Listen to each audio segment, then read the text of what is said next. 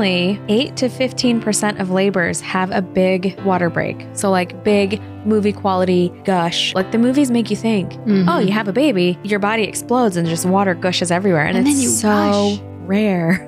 Welcome to Under the Sun podcast. I'm Ilea. And I'm Irene. Grab a cup of coffee and your comfiest sweats and join us every Monday as two best friends discuss everything from raising free-range gremlins to business and really everything under the sun. Let's get started and thanks for being here. How are you? I'm good. Just got off a long day work. So I made a coffee and it's a Keurig coffee. And it's not going to be great, but desperate times. Yeah. All right. I used your Keurig to make one of your teas. Oh, good. Which one? Stress something. So, cinnamony. Yeah. It's a good. I don't know if it actually de-stresses you, but I like the cinnamon portion of it. This is a side note because cinnamon and vanilla are one and the same in my mind, which I know they're not. Oh, okay. But just because they come in sticks, they both come in there's a vanilla bean, but it doesn't matter. That makes me think I can't wait. I really want to start making my own vanilla, doing vanilla bean and soaking it in vodka. And then I was like, oh, well, I need to I can't wait to grow all my own herbs. We just harvested sage because it was already in our garden and stuff. So I want to make some sage tinctures. Yeah, Dave was telling us about how you guys were hanging them out on the porch. Yeah. And Jake and I, we didn't know you grew. Dave left out the portion where you picked it out of your land. Yeah. We were just like, why is Ilea hanging sage? Do you have a monster in your house? Text me or ask? No, why didn't I? I don't remember where we were. We're not like, ooh, the spirits. We're blessed by the Holy Ghost. I'm not Catholic, but we did pray over our house before. Yeah. Not before we moved in, after we moved in, and then anointed the doors with oil. Wow, I can't Wonderful. talk. Yeah. But how was your workday? It was good. It was long. Yeah. Long. I don't know if it was long or we just don't sleep well in our house still. Still? Goes through phases. We do really good and then we don't do really good. Just depends. Who's the culprit? All of them. Both of them. Oh, I thought you were going to say Jake too. Him too. No. He's been working late into the night since he has the kids in the daytime. Yeah. But so the kids it's been really nice for a few hours because the kids will sleep in their beds and then I'll fall asleep in my bed so I can watch TV. I can watch Amazon Prime adult shows, not adult shows like adult shows, but adult shows like not Daniel Tiger. Yeah. It's been so nice. Then I fall asleep and then about 3 till we wake up for the day. Someone's awake every hour. Any of the 4 of us, pick a name. We're all awake and yo-yoing back and forth. But are they on any of the BioRay stuff right now? Not consistently, but they're on Calm, Tummy, and Happy. Any pooper in there? Sometimes. Okay. Sometimes. Riker poops like a champ. That kid, you barely even have to wipe him now. It's great. Nova still poops in a diaper. So last time I saw it in Wyoming, it was soft serve. Are you sure his poops are good? He ate so much chips. He does really terrible feeds. All the nice seed oils and stuff just go right through him. The pooper is not just about pooping. It's about it removes toxins too. It's like a binder. Oh, okay. So it's not just about pooping. Yeah. It helps. Okay. It helps the other things carry it out. Okay. I usually give him the Calm one because his liver, and then Nova usually gets Common Pooper because she has some issues with that. So shameless plug. My kids are on BioRay. UTSB 10 for 10% off all of your orders. My kid's on it too, and I can drastically tell when. Yeah. Her vocabulary will. So I do 10 days on, 10 days off, 10 days on, 10 days off. Yeah. Until we run out of the bottle. Yeah. Try to kill off all the eggs of the larvae that's in her butt. And literal egg sacs of parasites have come out. That's great in her little diaper. Dave's like, are you sure she hasn't eaten anything? I'm like, she's literally most of the time eating boob or eggs. Same thing you eat. Yeah. They say with the adult one to do it for a day, 24 hours, then add the second, then 24 hours. And then you can tell where you need to stop. Because I got to the day where I don't remember which ones, but it was all 4 at once. I was so sick that night. So sick. So I'm like, okay, I need to taper back. Yeah. So, and then just do those couple for a little while. Yeah. Yep. I'm telling you, do some coffee enemas. Yeah, I need to. I have a whole bag. Dude, watch a show. Like, go watch a show in the bathroom. Like, my kids actually sleep from like 10 to 3. So I do have a small window, but it will wake you window up. Where it's like, do I want to sleep? Do I want to be productive? Crochet? Do I want to watch TV? Shove a tube in my butt? What's my option for the evening? I want to do a whole episode on enemas. Yeah, we should. Just because of the things that I've learned. And like, I know it sounds disgusting. I know. I mean, and it's so, but I remember when I drove you to your colonic in like Iowa or something, and we had like a road trip, girls trip out of it. Only best friends drive you an hour to get your poop sucked out. Yeah. So. But like, I remember like, that's just, you know, like something you needed, and I didn't question it, but I was like, oh, but I'll never need to do anything like that. Cause that's, you know, like I have fine poops, but it's not about that. And like, I've just learned so much. So I want to do a whole separate episode on coffee enemas. And then I want to find somebody who is really, I know a lot about parasites, but like, I feel like I just need someone who knows more. Yeah. Like, yeah. And like, my brain's all in like, you've got a lot of things going on at once. We all have, everybody has a lot of things. My brain's just, I learned the information and I kind of just like coast off that. So then when someone asks me like, how do you do this? I'm like, I knew that at one point, and I just, you'll have to research it yourself just like I did. I mean, I spent a lot of time early on in my like health journey. Dumb as you feel saying that, but a lot of time on magnesium and how we're all deficient in it. So I can say, matter of factly, everyone in America is deficient in magnesium. It's very, very unlikely you're going to overdose. But back then, I used to know, a decade ago, I used to know which one each thing citrate, did, taurate, oxide, and like how much you should take per body weight. And now it's like the only important thing in my brain is take magnesium before bed. So it's like all of the good info filtered out as time went on, and it's like, well, just take this before bed. Yeah. So I do know that. Well, for me personally, this is not medical advice. I think it's magnesium taurate, TAURATE, I believe. Okay. Yeah. It's good for like glandular functions, because I was having like gland things. Yeah. I wasn't planning on taking it while I was breastfeeding. I think Dave had purchased it or something, and I had just grabbed it without like, I don't know what happened, but I took it and gave me mastitis, or like gave me a clogged duct, and which then like, and I was like, this is terrible. And somehow like I ended up accidentally how do you accidentally, like it's just supplements. Yeah. It's fine. I see magnesium and I grabbed the bottle and it looked just like my regular magnesium. And I got a clogged duct. So don't take magnesium taurate if you're breastfeeding, because it caused me to have clogged ducts. Yeah. And that's the only 2 clogged ducts I've ever had. Yeah. I'm 4 months, 5 months past nursing and had some type of like clog or something. And I looked it up. Of course I looked it up. Can't remember the name of it now, but text Amy, who was the midwife on our podcast not that long ago. And she called and we talked a little bit about that. She said, do castor oil packs, which I think did we talk about this on the podcast or just in person? I don't remember. Sometimes just in case we didn't talk about it on the podcast. I have these cotton nursing pads that I was given for my first set of nursing. And I just tucked one of those in a bra and went to bed.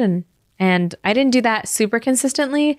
But it was one of those things where it's really annoying. It doesn't hurt, but when the kids would jump on me the right way, I'm like, oh, it just like feels uncomfortable. But I threw the whole kitchen sink at it, so I can't tell you what did it or what didn't do it. But I was home the other day and walking around just braless, giving them some time to breathe. And then like all of a sudden my shirt was wet and I was like, all right, well, there we go. So wow, still a little tender, but like, I don't know, as I'm poking my boob on camera, you're welcome. But I don't know what actually did it. But I threw everything at it. Okay. Including like, because it was around the time so then too, give us the top 5 that you did. Castor oil pack, water, which had not been super great, drinking it. Magnesium. Sometimes I would do like magnesium spray on my fingers and just like massage it in. And then this is around the same time I started doing the BioRay. So I don't know what actually sucked it out, but. Have you read the book? You're Not Sick, Just Thirsty? No, but I want to. I just ordered it, so I cannot recommend it yet. But I know lots of people who I trust have talked about it. And it's a doctor who was basically like, he was a doctor in a concentration camp or of some sort. And the people would come to him. He's like, well, you were a doctor before we were all in here. So yeah, like help us. There's a hair in my mouth. Help us like heal or whatever. And he's like, I had nothing to give them. I had nothing to offer. So I was like, just drink some water. And he was like, the amount of people who are like, oh, I feel so much better. Like by drinking water. And he just, that's like the forward. We're all dehydrated. Yeah. We're all just chronically dehydrated. Yeah. I believe it because you're supposed to, isn't it? For every cup of coffee, you're supposed to have 8 ounces of water for every cup of coffee. And that does not happen. Sometimes it does for me, but then sometimes it does not. Yeah. Yeah. You just do our best. Yeah. Like literally, I would say, hold on. I have this guy, which has been scuffed up by my mower. I used to wear shit to my mower. Not right around my knockoff Stanley. I'm not paying $50 for a Stanley. I just say this is $24 and does the same job, except for it does pee on me every time I put the lid on because it's suction and it goes. I forget every time. I wouldn't pay for Stanley either, but I think it's because everybody has it, and I have that slight hipster mentality of everyone has a Stanley. I'm not doing it. Meanwhile, I have hundreds of dollars worth of Yetis in my cabinet because every time they come out with a new color, I'm like, oh, a new Yeti? Okay. Oh, I didn't know. I kind of forgot you were a Yeti gal. Yeah. Only because their colors get me. I just like convenience. Can you fit in my cup holder? Do you have a straw? Because if it doesn't have a straw, I don't drink the freaking water. Yeah. Yep. I'm a child. Yeah, me too. But if it works, it works. But I hadn't had any water until like 3 o'clock today because I was really motivated on getting a video edited. And I was like, I'm just going to do it. And then I put Leo down, then I would nurse her, and then go edit. And then I was like, oh, I haven't eaten or had any water. So that was a bad idea. But anyways, you were talking about breastfeeding. Let's circle back to that. Yeah. And today, woohoo! We're going to pretend like I wasn't actually there to see these children come out of Irene's Vacuder. Yeah. She's going to tell us about her birth story with Riker. My buddy. It's weird. You loved your kids equally, but there's something about the first because at first labor, you've never done that before. So you really do love them equally, but it's just a different feeling of like everything that ever happens with him, I've never done it before until we do it. So it's like we're starting preschool this year. Like I've never homeschooled a child before, and now we're doing it. So that poor kid's going to have a lot of boo-boos. But I was the first kid, and I think I turned out decently. So you just learn as you go. Yeah. But I do want to start it out with a statistic. Okay. That only 8 to 15% of labors have a big water break. So like big movie quality gush. Like the movies make you think, oh, you have a baby, your body explodes and just water gushes everywhere. And it's then so rare. Yeah. And then you rush to the hospital like in the movies. And it's like, it's not how it works, guys. Yep. But I will say with my firstborn, I had a massive movie quality gush. Even the midwives were like, yeah, okay, if your water breaks, like here's what you can expect. It won't actually be a gush. You just may think you peed yourself. And if it keeps happening and you keep feeling like, oh, did I pee myself? Then maybe come in. But Riker's was definitely 0 to like, boom. It was everywhere. It was pretty funny. So did it go on the floor? Mm-hmm. So walk me through that scene. Where were you? What happened? I know all of this information, by the way. You're welcome for the listeners. I'm trying to guide this story along. Yes. So we'll circle back to, circle back to that. Oy. Anyways. Politics. I have, this is off topic, but we have clients that are already talking. Did you hear about the next election? I'm like, the next election is a year and a half from now. Let's just talk about your hair. Yes. That's all I have the capacity for. But, so we'll start at the beginning. My son was born at 41 and 6 weeks. So 2 weeks late, quote unquote. And I gave birth at a birthing center, which the birthing center here in our state would only allow you to basically go up to 42 weeks. So at 42 weeks, you're then too high risk for the birthing center, which I can't say how anyone thinks, but I feel like some of the midwives there think it's ridiculous, but you're limited to what your state governs you to do. So technically it is illegal for them to Where's basically the help feminist birth a uproar baby. with that? I know. But for them, basically. Where you at, feminists? I'm waiting for you.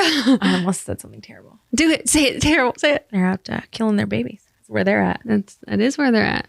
Yeah. But anyways, 42 weeks. So I just had it in my brain that I was going to go 2 weeks early because my mom went 2 weeks early with all 5 of us. Cycle and I knew not to think that, but I was like, no, we just go early.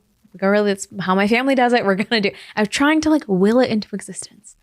Didn't work. So 2 weeks early came and went. And then I was kind of grumpy. Then my due date came and went. And then I was grumpy. And then a week went by and I was grumpy. And then at that point I started panicking. So I'm like, I'm going to risk out of the birth center. I wasn't prepared for hospital birth. My birth plan that I made for just in case we transferred basically was a sheet of paper that said, don't touch my baby. Don't take him out of the room. Don't take him out of my sight. Don't put this on him. Don't even look at him. Just stay out of the room and I'll birth him myself in nicer ways. And Ilea was on the task because I knew that my husband would want to stay with me if something happened. But I basically said, if we are transferred, do not let that baby out of your sight because I knew I wasn't going to be able to do anything. So that's basically like worst case scenario, never going to happen. Well, 41 weeks hits and the birthing center is like, okay, you have to meet with OB because if it keeps going, then you're going to need to transfer over to the hospital's care. Yeah. So can I interrupt real quick? Yeah. So I challenge all of you to look into who decided the 42-week mark. Mm-hmm. It's like some John so-and-so, but like it's like a doctor from a bazillion years ago that studied 7 women and was like, they all on average go about this way, this like around 40 weeks. Mm-hmm. Let's just give them a 2-week limit and then just call it good. Like, and it's like, that's terrible. It's terrible research. It's been looked at once again. And that only had like 10 women in the study. And it's like, like if this story happens all the time of women being like, oh, I was risked out or I was induced because I was going over. It's like, he's not going to graduate in there. Like he's going to come out one way or another. Like he's going to come out and anyways. Yeah. It's what unnecessary stress for you as a very pregnant woman. Because I had read all the books, all the natural things, all the natural blogs, and I was going to do this and I was going to be so stress free. The only stress I had towards labor or fear I had towards labor was having to go to a hospital, not fear of giving birth, minor fear of tearing, but I think that's just a natural thought to have in the back of your brain. But other than that, literally the only thing I was scared of was giving birth in a hospital. And we got closer. And at that point, you're so pregnant, you're so girthy and you're so miserable. It's like, fine, we'll meet with a doctor, whatever. You kind of just give up, which is awful because that's where you need someone either a best friend or a doula or someone to advocate when you're so tired. You're like, I just can't do this anymore. They can say no, you'll be okay. Mm-hmm. But at that point, we didn't have a doula for my first. And you had never given birth before. Would you have? Going back, going back, I would have, yeah. Okay. But you had never given birth. So it was just me pretty much all right, well, at a certain point, I don't know what else to do. No one else has ever been in this position. Everyone I know had had their babies prior to when I was pregnant, which is why when someone's like, oh, I'm 39 weeks and I'm miserable. I'm like, I don't feel sorry for you. Sorry. Yeah. Come back in 3 weeks. Yeah. No. But so I finally went, did the test. And I think at that point I was 41 and 3 or 4 or something. And my stress levels just kept ramping. Now I tried. Which is not encouraging for your baby to come out. Your body and your baby, the baby and the body just know. Hey, there's a lion out there. Don't come out right now. And your body can't tell the difference between that stress. So I finally went in and was like, well, whatever. The baby's got to come out at some point. We'll just go. We'll do it. What else? What option do I have? The birthing center wasn't going to let me in past 42 weeks because they couldn't. So I even tried to do a membrane sweep, which with the first, if I knew what I knew now, I probably wouldn't have even tried it. But I didn't know until I'd experienced it. And they are the natural option, more natural. So the most natural you can do. But at that point, the only thing in my brain was lots of sex. Didn't work. Okay, don't. You're welcome. But also you're so uncomfortable. I know. It's so not good. This is not for enjoyment. This is to get this baby out. Let's go. Yeah. Anyways, so I tried every natural thing. I ate 6 dates a day for months. I drank gallons of red raspberry tea. Every natural thing did not work. Well, and knowing what I know now, my body just wasn't ready, and that's fine. I shouldn't have It only works if you're ready. It helps prime your. Sorry, I keep interrupting. No, go for it. It does. It helps prime your uterus. But if your body's not ready, you're not gonna just go into labor mysteriously, which when I see women talk about it on blogs, like, what can I do? I always want to give my 2 cents. I'm like, oh, nothing. Baby's coming out when it's coming out. But that's one of those things you have to just live and experience. But I probably wouldn't have stressed out. Well, I didn't stress out that much with Nova. I think I had 1 cup of tea and I was like, this is gross. I'm not doing it. But first birth did everything. Tried to get my membrane swept. And at 40, and I had no Braxton Hicks, no pre-labor, no anything. So at 41 and like 3 or 4, whenever I went in, they couldn't even do a membrane sweep. My cervix was still that closed. They couldn't even get like the tip of their pinky to do anything. So like, we can't even sweep your membranes. Sorry. So I kind of just gave up and was like, okay, well, the baby has 3 days to come out or we're going to the hospital. They told me to check in to the hospital at 11 or get to the hospital at 11:55 so I can check in right at midnight. For insurance purposes. But also, who wants to be in, like, you're not going to sleep. They're going to start labor. You're setting up for failure. You're going to be so exhausted. Like, let people get there at 9 a.m. But anyways, it's another annoyance of mine. But so we drive to town. And we go in at like noon and the midwife on call knew I was upset. And she was like, well, let's just see if we can do one more membrane sweep. I'll give you the midwife's brew, which is a concoction of like castor oil, almond butter, a bunch of just oils to basically make you poop yourself. And then hopefully in that, like get your brain's eject button going. So I went in at noon. She gave that to me. She tried to do a membrane sweep or see if there's any like kind of progress, because if you're in labor before 42 weeks, you can still have the baby there after 42 weeks. You just have to be in active labor before that 42 week mark. So she tried again. She's like, there's not like, you're barely even a 0. It's so like cinched shut. So I'm like, okay, so guess I'm getting induced tonight, whatever. And I think it was either you or Jacob. Well, we didn't know. I know. We don't know till we know. I wish I would have been like, screw it. Let's go find a home birth midwife. Yeah. But we walked around a store. One of you suggested, why don't we just go for a walk? And I think it was just that to was like me. Stop I was like, let's go crying. So I'm like, let's go walk around Target and look at the onesies. Yeah, I think that. And then didn't you buy? Yeah, one of my favorite outfits. I think we still have it. Because they fear mongered you and was like, your baby, he's been in there for 42 weeks. He's gonna be big. So I guess I should mention at the OB's office, they did the stress test. They didn't do a stress test. Did they do a stress test? Probably. I don't remember. It was a fog. But they did do the ultrasound, which I didn't want them to do. But at that point, I was like, maybe seeing my kid's face will give me a dopamine hit. And it did, because that's one of my favorite. He looks like a smushy, crabby old man. It's still one of my favorite pictures of him forever. But they did that, and that did help. But it reminded you what you were doing it for. Like, yeah, you're not just like uncomfortable for no reason. Like there's a baby in there that's like, waiting to meet you. Worst case scenario, I have to get induced and have a C-section. At the end of the day, I'm going to have my baby. And that was where I kind of like let my mind go versus sulking that it wasn't happening the way I wanted it to happen. But on that note, they are like, okay, he's measuring around 8 pounds. And I was like, well, there goes my early birth and my small babies, because all 5 of my family were 5 and under. And all 7 of your family were 9 and up. And I remember telling him, if we have a 10-pound baby, I'm going to murder you. He's like, I don't control that. I was like, well, I'm just telling you ahead of time. So when they said 8 pounds, I'm like, oh, great. This kid's going to be 9 pounds. I'm only 5 foot tall. This is not going to work.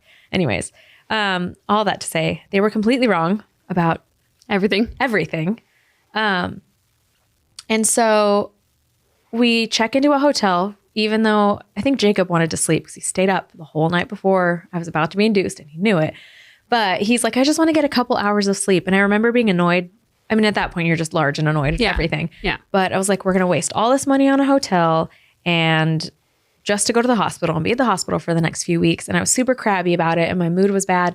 We check in. I went to the bathroom and just like to be by myself and cry pretty much. I just didn't want to like sob in the middle of this hotel room. So I go in the bathroom. It's like 9 p.m. I'm in there for who knows. I don't know if I tried to take a bath. I don't remember. But I was just bawling my eyes out, and then finally like got to the end of it and I'm like, okay, it's fine. Pep talked myself like, tomorrow I'm going to have a baby and none of this will matter. So I was sitting on the toilet crying with like the lid down, and I stood up to go. With the lid down. I thought you were like taking a dump. No, I was just sitting in there by myself crying.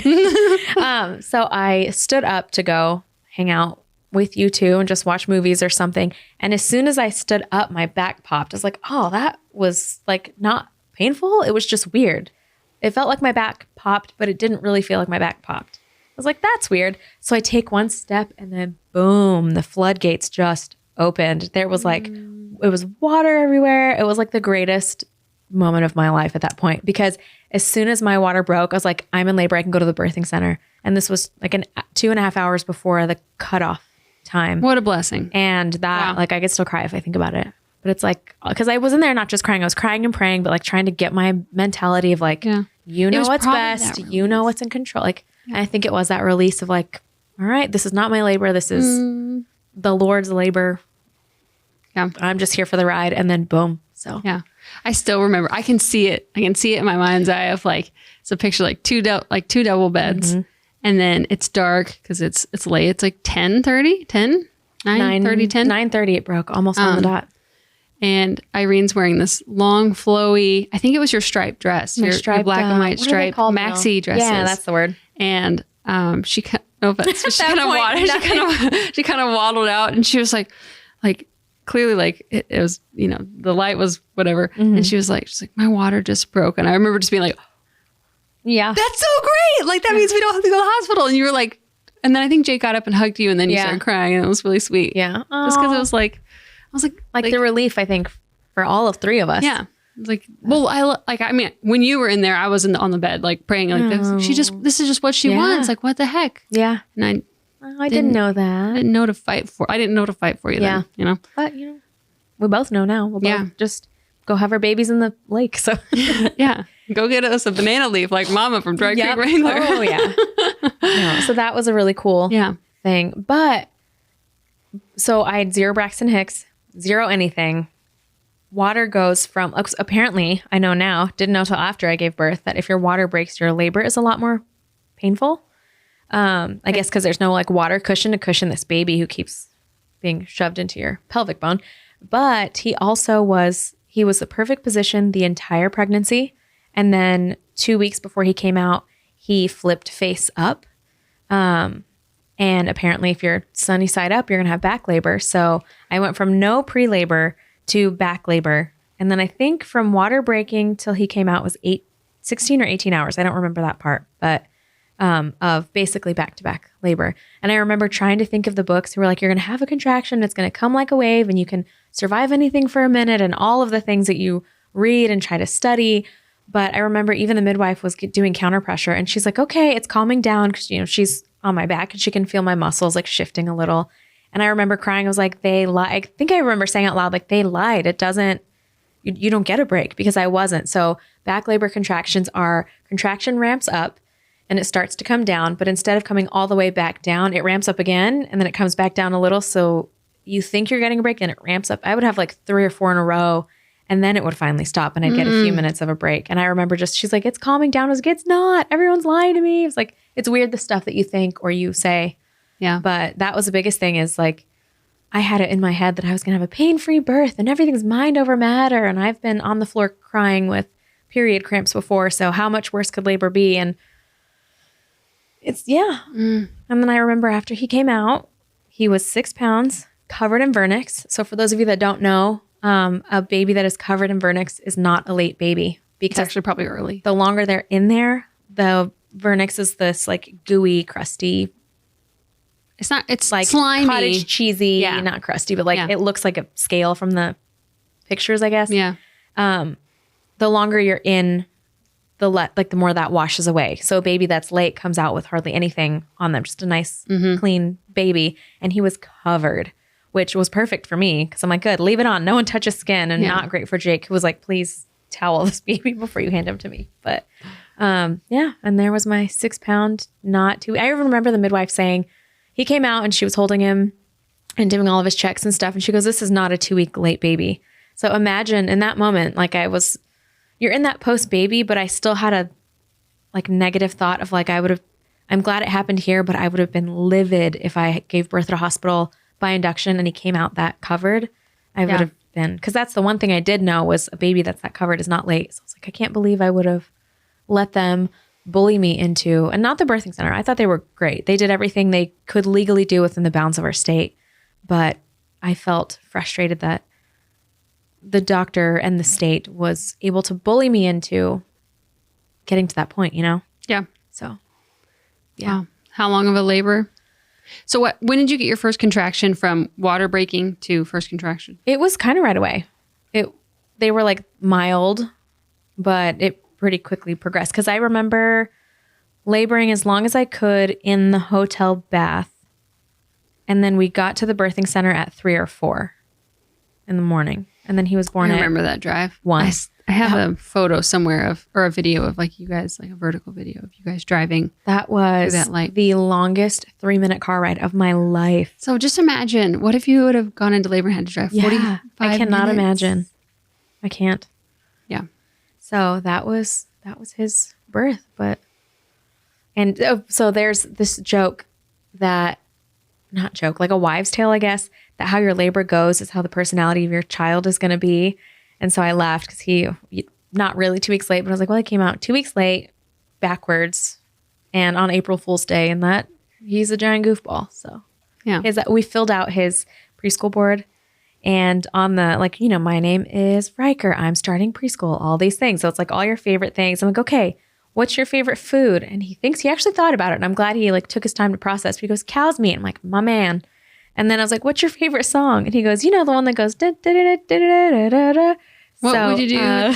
So I literally wrote Drunken Sailor on his board. And I'm like, I'm going to immortalize this forever.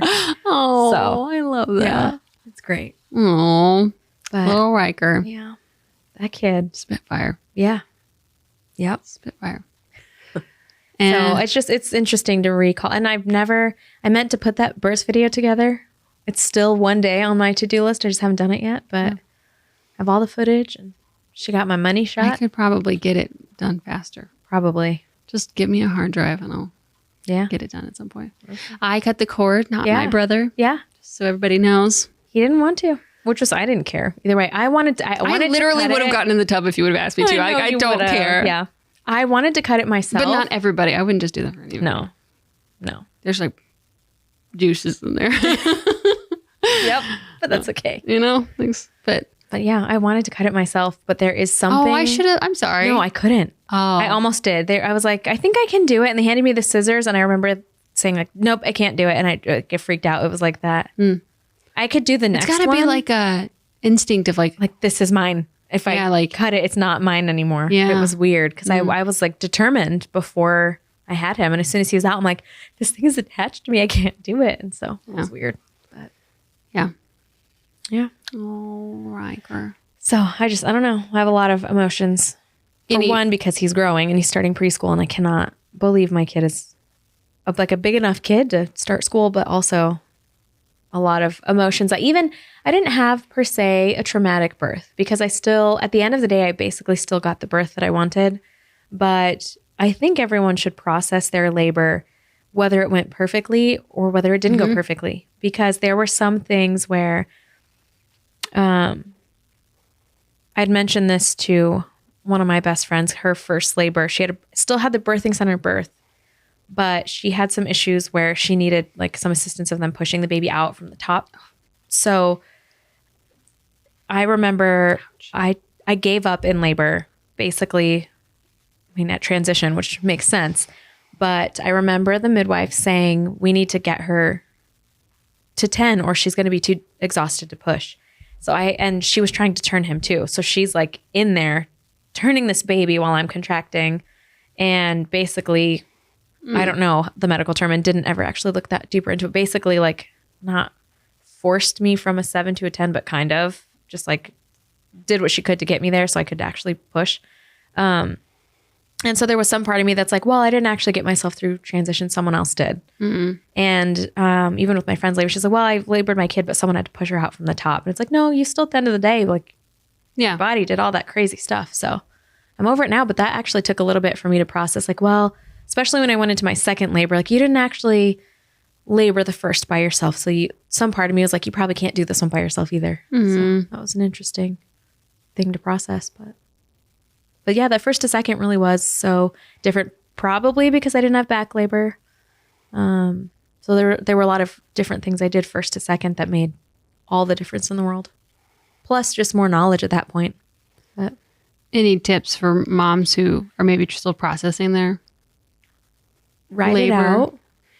And maybe don't, like I did it both ways. I went and bought like a notebook, You're extra like that. Husband likes to make fun of me though, that every time we go into Barnes & Noble, I'm like, and he's like, do not say a notebook. I have 15,000 empty notebooks or notebooks that have like 1 page written and that is it. But got the notebook, never wrote anything in it. And then was reading, like, I don't know, I felt like not ashamed, but like I don't want to write it down because then someone's going to read my feelings. And then I read somewhere, it's like, you don't have to save it. You can write it down and like light it on fire. Yeah. So I think I wrote it out just like, not even the birth story, but just like my feelings towards it. Like, I feel like I didn't do it. I feel like whatever. And then I just shredded it and threw it in the garbage. And I was like, okay, it's out of my system. And if you have that thought of like embarrassment that someone's going to read it, just write it and shred it. Yeah. But also you did do it at the end of the day. Like I did it. Yeah. You for sure did it. I felt like I gave up in my brain and I did. Do you think she shouldn't have done that? I think she needed to. I think I wouldn't have. Well, I remember, I think we mentioned this in the guys podcast, that the hardest thing for him was me. I was done. I tapped out. Somebody put the peanut in between my legs and I will forever hate that thing because it was awful. If you've ever had to contract with a peanut unmedicated, then I didn't hate it though, but that you probably didn't was hate because it? it was the back labor. Oh, that maybe it's the back labor then. Because they were just trying to get it progressed at all because I had tapped out. I wasn't even trying to let the contractions do their work at that point. Every time it came, I would immediately fight it and not try to stop it, but basically try to stop it. So I was stalling my own labor. That was terrible. I know they tried to get me to walk at some point. Someone was like, let's go have her walk outside. It's a nice day. And I was laying in bed thinking, are they out of their mind? I'm not moving. And I wouldn't move. I just I laid on the bed and I was done. And I remember literally thinking, if they got a knife, because there's a full kitchen there, if they got a knife from the kitchen, someone can just cut him out. I remember it's so crazy how like the mind, when you're in that much pain, you're like out of body experience, but you're still in your body. But like my brain, my conscious thought mind was like separate from my body because my body was just tapped out and see it. But my brain was like, well, if they cut him out, I said, I probably won't survive. But I was like, it will be fine because the baby will be fine. Like at the end of the day, I was like, the baby will be fine. So as long as the baby's fine, I don't care what happens to me, but like I can't do this anymore.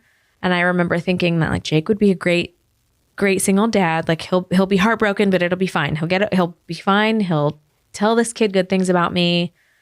He'll have a good village. I was done. It's like, as long as the baby's fine, I'm out. And I tapped out. So I think had she not helped me, that mental block would have likely stalled. If I had to guess, I mean, I can't really for sure know. If I had to guess, I would have probably stalled the labor myself and then likely would have been transferred. So then,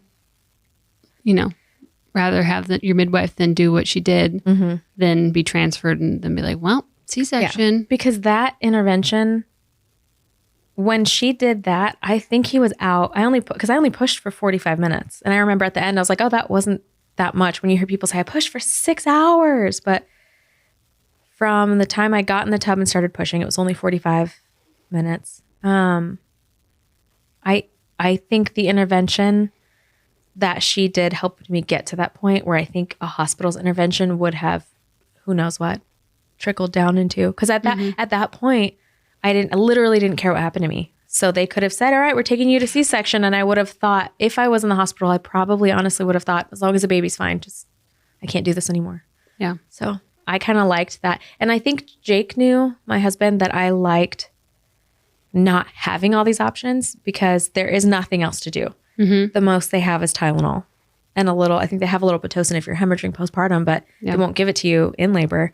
So there's nothing, like, having this baby is my only option. Yeah. If I was in the hospital, I think I would have probably tapped out at that point. So yeah, I'm thankful that was Not an option. Not an option, yeah. Well, I've seen a lot of hospital births and I've seen nurses say it, but when like they come in like, oh, hey, mama, just checking in, seeing how you're doing.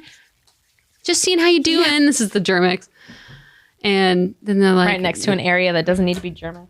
Yeah. And then they're like, oh, like, how's it going? Like, good. And then usually I've seen the mom be like, okay, this is my birth plan. Like, okay, yeah, we'll just see how it goes. And it's like, well, if you do that, then you're putting in a seed of doubt to the mom. And like, if you come to her when she's struggling, of course, someone when they're struggling and you say, hey, I have an answer for you. Yeah. They're going to be like, yes. Yeah. But instead, like, you overcame it. Yeah. And you did it. There is a baby that is in this world and safe at the end of the day is the most important thing. Sure. That's never out of question. But there's a small ounce of like pride that like I did it and and I didn't tap out, which I would have. So I'm not saying someone who gets medication is weak because I would have if that was the option. Yeah. I wanted to put in place the structure that there wasn't that option because even early on I knew like my pain, I do have a very high, maybe abnormally high, I don't know, pain tolerance, but I've never experienced that before. Mm-hmm. So I wanted that line of like, okay, we can't cross this because this is our only option because I knew I probably would have. Yeah. So. Yeah. That's we're never saying that someone's weak or that like, of course the priority is the safety of the baby. I literally wanted them to get a steak knife from the kitchen. So that was. Yeah. That's where I was at. You never vocalized that. Nope. Which is, that's hard. Yeah. Yeah. But, wow. I do have faint memories of like, you're doing like the couple where you're leaning or you're like sagging down. I have a faint memory of Jake's like, I just really have to go to the bathroom. So I leaned on you at one point. So that was sweet. Yeah. I remember like, I didn't even know to help with counter pressure. Like I kind of thought, because like I'm a person who doesn't really like to be touched. Yeah. And so I was like, oh, like I'm doing her a favor by just like leaving her alone. Yeah. It depends sometimes. But everyone's different. Amy was there with you the whole time, which isn't really the model of care anymore. Right. So she was there with you kind of acting as a doula and she was giving you counter pressure and doing all the things. And in hindsight, I wish I would have, but. I mean, Jake tried, but he was almost just hurting me. Like he wasn't pushing in the right, but she's delivered how many babies? Yeah. So she knows exactly where on the back to push, where he would just like hold my hips and push. And sometimes it hurt. And I was like, you're hurting to get off. So yeah. So all that to say, hire someone that knows where to push because your husband can't always know. We must just have doulas listen to us because I feel like a lot of the things I see on Instagram are like, so-and-so doula, so-and-so doula. Yeah. I'm like, that's great. I was like, we want you guys to be hired because it is well worth it. And very important roles that they play within the birth experience and midwives and stuff. Yeah. Ooh, and, the weirdest thing, it transferred to both births. And because I was telling a client this the other day, the weirdest thing about my labor is when I was actually starting to push, I'm in this bathtub. I'm like leaning on my shoulders, belly down, with my head and my shoulders out of the tub. And they had brought a bowl of ice water with a washcloth. And Jacob was like dipping it, wiping my head and like putting it on my shoulders just to cool me down. And then I don't know who suggested it or why someone said it, but I have a foggy memory that it was Amy, but I'm not sure. But they put this washcloth over my shoulders and she's like, well, just dip the cup in and pour some of the cold water on the washcloth. And that ice water, I remember the bowl going dry and he's like, can I get some more ice water? And one of the nurses was like, I don't think there's time. And I don't know what I said to him, but he's like, hey, fill this with ice water now. Like, I don't know what I said to him that made him like make them get the ice water. But I'm pretty sure both my kids came out with literal, I remember like feeling chunks of ice hitting my back and like running down, hitting my shoulders and running down my back. And man, that ice water, like I will now for every following labor have just bags of ice. Interesting. Yeah. The next home birth? Yes. At your home because my floor will break through my condo. You can have your baby in my home. I'm probably really going to. Jake's going to fight it, but I'll just accidentally have the baby there. How fun would it be? Oh my gosh. I can see it now. Like, how fun would it be to be like, okay, yeah, like you're getting towards the end, like, just like everybody come, like, if the RV's done, you guys can like hang out in your RV or not, just come stay with us because we have the extra. Just go stay in the extra area. And then like we'll just have like we'll watch movies, hang out, let the kids be maniacs out in the yard. It'll be great. It'll be awesome. Yes. We can garden if it's summertime. But I'm not coming if you don't have ice water.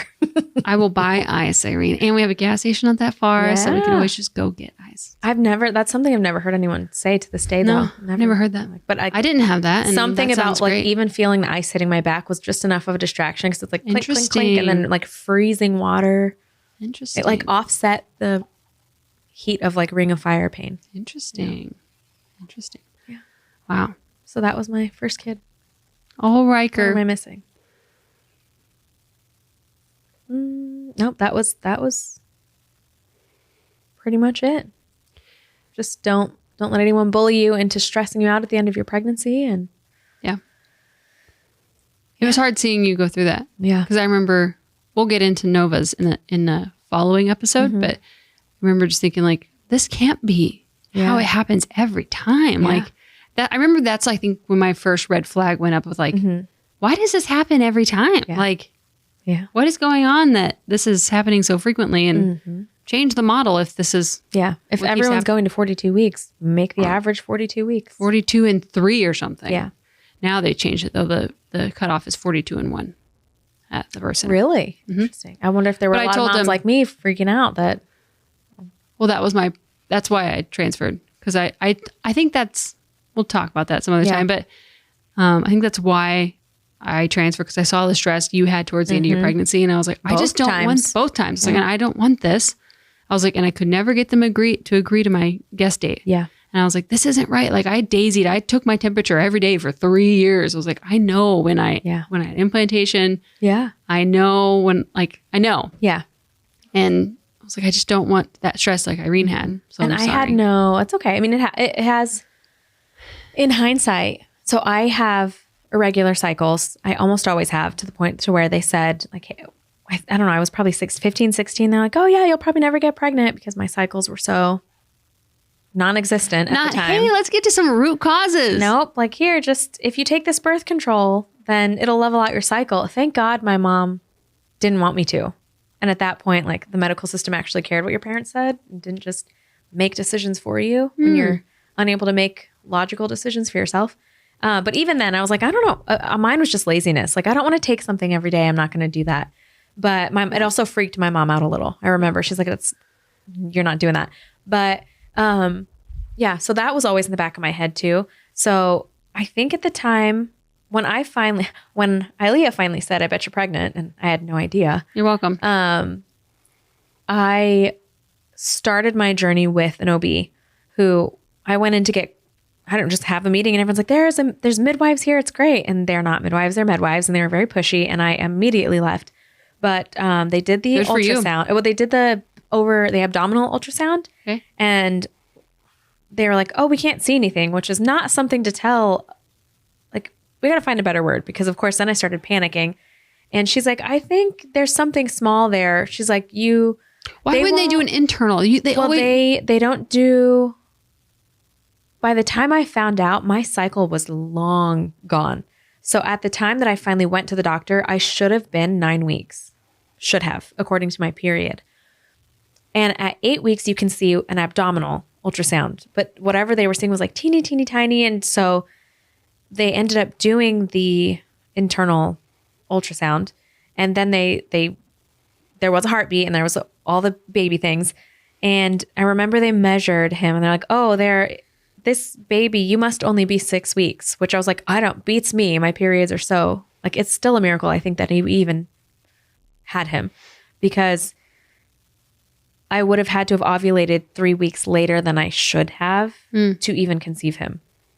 So that's also why I'm a little skeptical to trust the daisy, because Nova was the same. My cycles were a little bit more regularly clocked, but still not. They range anywhere from 36 to 42 days, and I never know when or what or why. We have got to fix that. We do. It would be really nice. But that was, I think, part of him coming out covered in vernix, because they had my period date, but then they adjusted the date according to the ultrasound. But I think he was maybe even fresher than that. But I can't know, because my ovulation's so Wow. But I hate that you knew exactly when you conceived and they still wouldn't budge. Like No. mine was a guess. Yeah. Who knows? But Yeah. yeah. But they wouldn't. Yeah. And I have a comment just to make people mad. And actually, not really, but like, yeah. So I was listening to another podcast. They made a good point that like, you know how they changed that kids can stay on parents' insurances until they're 27 because technically their frontal lobes aren't fully developed yet. Oh, geez. And they're not really adults, like, until they're older. So they should stay on mommy and daddy's insurance until then. Okay. But yet we're telling parents that no, at 12, your kid doesn't have to have you in the doctor's office and they can prescribe your kid puberty blockers. Yeah. Against just knowledge. Without your consent, because it's still a minor and a child. Yeah. Who doesn't know how to have a job, like doesn't know how to do anything. Like they don't have the capacity to make that decision. No. And so you're telling me the kid, like a 27-year-old still needs to be on mommy and daddy's insurance, but a 12-year-old can definitely make a decision to go on like, what's the hormone? It's like chemical castration. It's what they give to inmates. And that's what they use for puberty blockers. Remdesivir, I think is what it is. Yeah. Is that right? I don't know. It's just dumb. Yeah. Anyways, it pisses me off. Yep. But I'm proud of you. Thanks. I'm pretty proud of really, you too. I don't know. I was trying to name it was like some horse reference of like you forged the path through the dusty, or I was thinking like Oregon Trail situation, and I was like, I don't know. Don't refer to my nether regions as dusty. It's a dusty Oregon Trail. Gross. Oh, but I'm proud of you. Thanks. Good work. You're proud of me too. All right. Stay tuned for next week or subsequent. I don't know when it's going to post. Whenever. Don't judge our same clothing. We're just batch recording birth stories today. So we'll probably at some point, my second child's birth. Adios. Bye. Bye. Thanks for being with us today. Follow us on Instagram at _underthsun_podcast. We'd love to meet you. Please help us out by subscribing on YouTube and leaving a review on Spotify or Apple Podcasts. We'll see you next time. Please remember this information is made available to you for informational and educational purposes only. It is in no way a substitute for medical advice.